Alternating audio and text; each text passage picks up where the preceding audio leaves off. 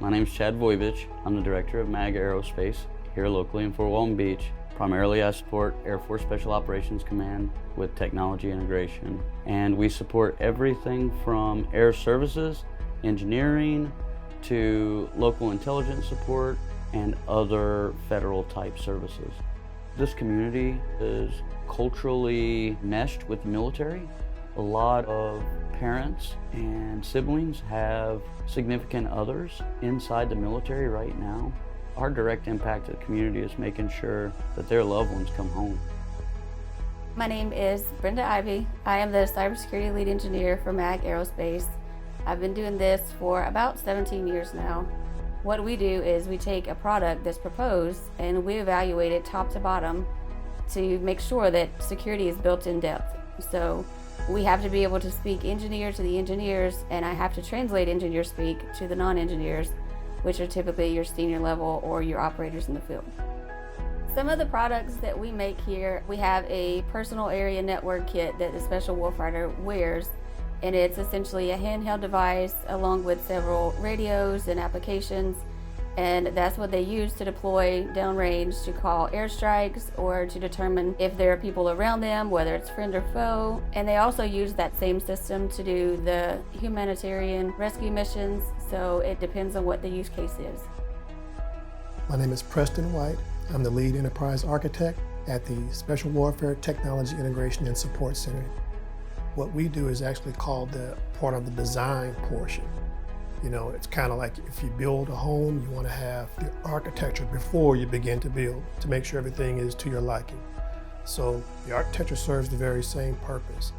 I was attracted to work in manufacturing because of the technology aspect of the job. And I'm also an attention to detail type of person. So this job allows me to focus on the details of what it takes to build something from the ground up. In your house, you have a router. And then you have your computers, your laptops, your phones, and everything that's got to connect to it. Everything that we build is built around that same type of topology. So the machines we work with typically is some sort of network manager. So MAG Aerospace is given a requirement because there is a battlefield need. So we go through research and we find how to quantify every operational need. Like, I need your video to do personal identification. The customer will choose which course of action, and we start to do a very rough design all the way down to every electron that goes from point A to point B. Then we move it to production. We do a physical test. We provide that test report to whichever customer we're using. They validate that that verification meets the operational requirement. Now they have to take all our technical results and apply them back to operational results. And once we get the fielding decision, we go live. By the time I got out of the Air Force, I already had a master's degree.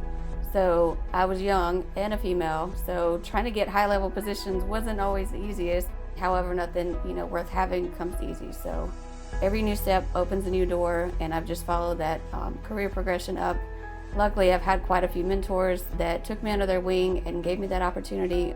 I would highly recommend apprenticeships to students. We do have a program here where we bring on interns to do apprenticeships. So I have several that I have mentored from a management perspective, to teach them the field, because I believe that's the best way to learn. I actually have one person now, and she is now enrolled to start next month in a one-year cybersecurity course with the understanding that apprenticeships would be the best way and would get her back into the field. Early on, we made good partnerships with the SHU Foundation.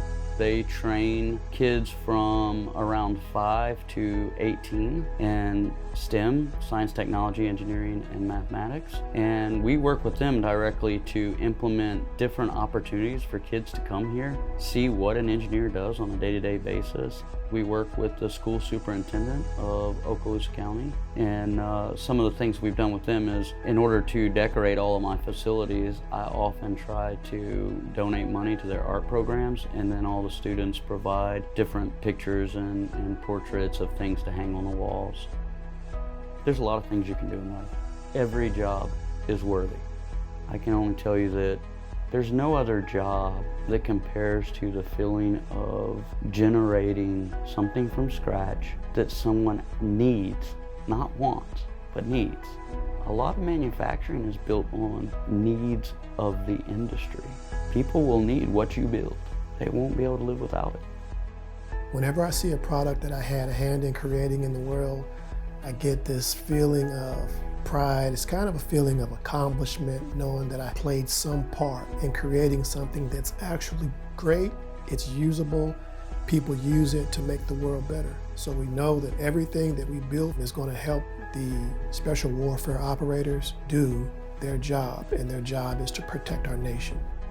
The idea that attracted me to work in manufacturing and with new emerging technologies is because it's not redundant. You have the opportunity to see firsthand how technology and how life is changing, and you get to actually influence those changes. It's challenging. It's a constant growth, a constant education.